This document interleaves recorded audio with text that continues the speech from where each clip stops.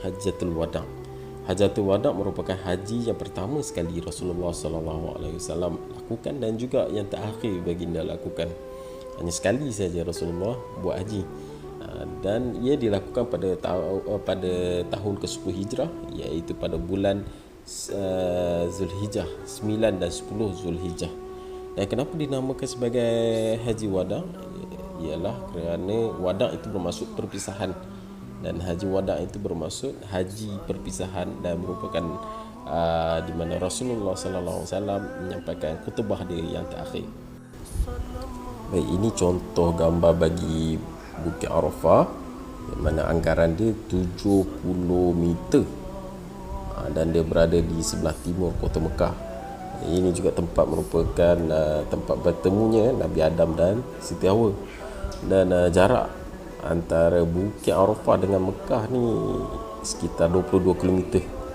Dan di bukit inilah Rasulullah SAW dia menyampaikan khutbah dia yang terakhir. Baik, bagi isi khutbah Rasulullah pada Haji Wada' ni ialah, yang pertama, jangan menyakiti sesiapa pun. Yang kedua, riba diharamkan oleh Allah SWT. Yang ketiga, suami mempunyai hak terhadap isteri, dan isteri juga mempunyai hak terhadap suami. Yang keempat, melayani kaum wanita dengan baik. Dan yang kelima, sembahlah Allah, dirikanlah solat, puasalah di bulan Ramadan, tunaikanlah zakat, dan yang terakhir, mengerjakan haji di Mekah sekiranya mampu, iaitu rukun Islam yang 5 tu. Terlupa satu lagi, yang keenam ialah tidak akan ada lagi Nabi ataupun Rasul selepas Rasulullah SAW. Jadi Nabi adalah utusan Allah yang terakhir. Pada akhir bulan Safar tahun ke-11 Hijrah, Rasulullah SAW pergi menziarahi perkuburan Baqi'. Seperti dalam gambar ni, perkuburan Baqi' merupakan tempat dimakamnya para syuhada dalam perang Uhud.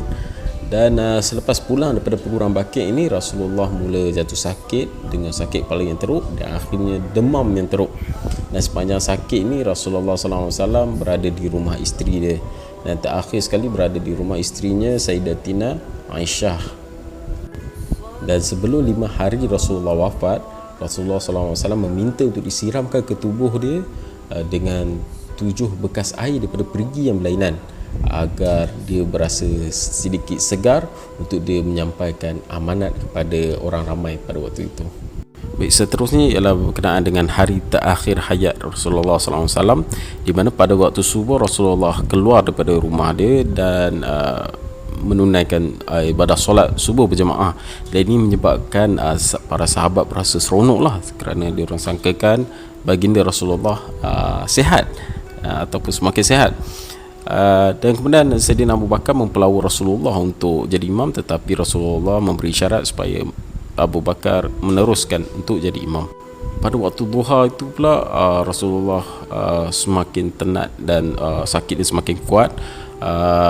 Kemudian dia memanggil puteri dia Siti Fatimah untuk dia bisikkan sesuatu, dan bisikan Rasulullah ini menyebabkan Siti Fatimah pada mulanya menangis dan seterusnya tertawa. Nak tahu tak kenapa Sayyidatina Fatimah dia mulanya menangis dan kemudian dia tertawa?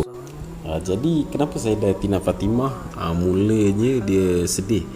Dia sedih sebab Rasulullah membisikkan bahawasanya tak lama lagi baginda akan wafat. Dan seterusnya, kenapa Sayyidatina Fatimah dia tertawa, gelak kecil?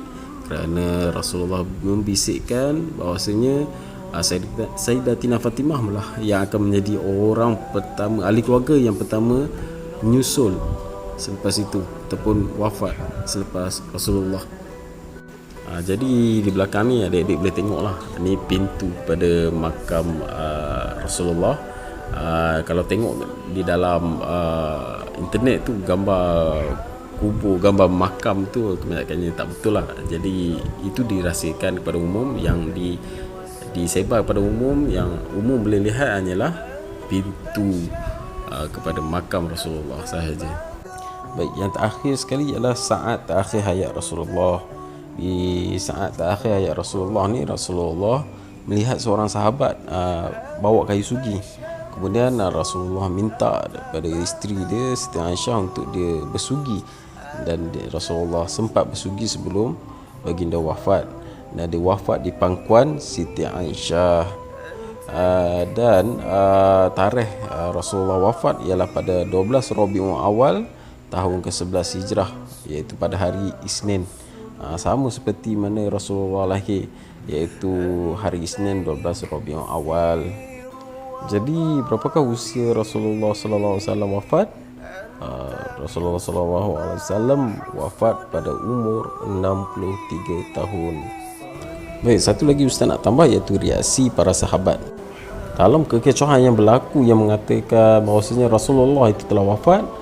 Akhirnya Abu Bakar meluru ke rumah Sayyidatina Aisyah dan melihat sendiri jenazah Rasulullah, dan dia berasa sangat sedih. Dia peluk dan cium pipi Rasulullah. Berbeza pula dengan Sayyidina Umar. Sayyidina Umar dia tidak yakin bahawasanya Rasulullah itu wafat, maka dia bagi amaran pada masyarakat di situ, siapa yang kata Rasulullah wafat akan aku potong kaki dan tangan dia. Tetapi apabila Sayyidina Abu Bakar datang dan dia menenteramkan Sayyidina Umar, maka akhirnya Sayyidina Umar dapat menerima kenyataan Rasulullah telah pun wafat. Begitu juga dengan masyarakat pada umat Islam pada waktu itu, semuanya bersedih dan berasa kehilangan yang sangat besar dengan kewafatan Rasulullah sallallahu alaihi wasallam.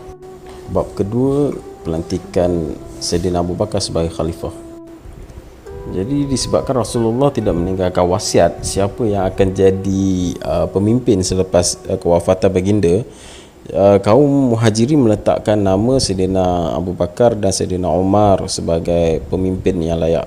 Manakala kaum Ansar pula meletakkan nama Sa'ad bin Ubadah dan yang lain-lain lah. Dan kaum daripada Bani Hashim, itu Bani Nabi Muhammad sendiri, meletakkan Sayyidina Ali. Jadi ini menjadi perbalahan. Tetapi sebenarnya Rasulullah telah pun meninggalkan hint ataupun petanda bahawasanya Abu Bakar lah yang paling layak untuk jadi pemimpin selepas baginda. Seperti mana sebagai contoh, Rasulullah menyuruh Sayyidina Abu Bakar yang menggantikan beliau menjadi imam waktu solat. Tapi kenal ke kita dengan Sayyidina Abu Bakar ni? Jom kita tengok latar belakang dia. Latar belakang Sayyidina Abu Bakar, adik-adik boleh rujuk muka surat 53 dalam buku teks. Ini Ustaz nak kamu baca sendiri. Sebagai contoh, nama sebenar Sayyidina Abu Bakar ialah Abdullah bin Abi Quhafah At-Tamimi. Dan juga kisah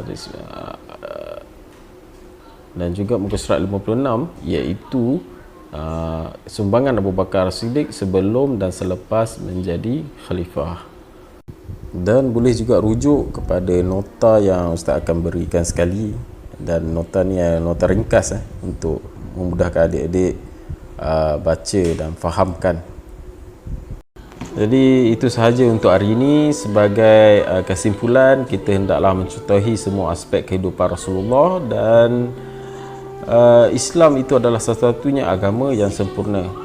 Bagi kesimpulan Sayyidina Abu Bakar sebagai khalifah pertama, kita hendaklah menjadi seorang yang taat kepada pemimpin, dan seharusnya membelanjakan harta kita di jalan Allah. Itu sahaja. Harapnya semua dapat memahami apa yang Ustaz sampaikan pada hari ini, insya-Allah. Assalamualaikum.